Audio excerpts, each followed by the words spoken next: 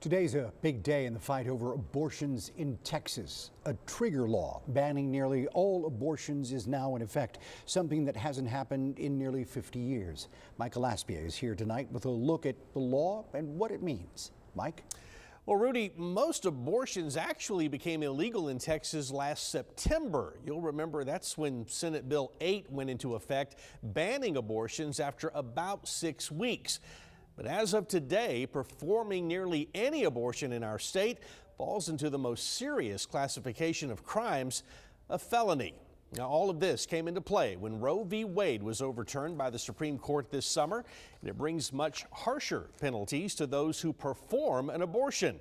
That's true whether it's a surgical procedure or by providing medication knowing that it will be used for that purpose. A second-degree felony is elevated to first degree if an unborn child dies as a result.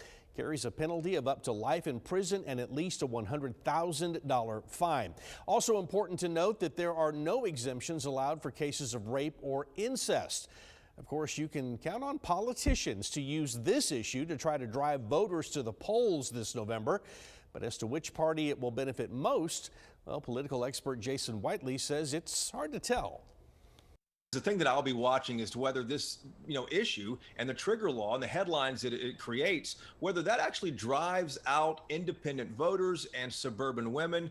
Those are the people that both parties are trying to get this November, and it'll be interesting to see exactly who capitalizes off of it. Okay, one thing to keep in mind here is that while the law is written to punish those who provide abortions, it does not penalize those who seek them.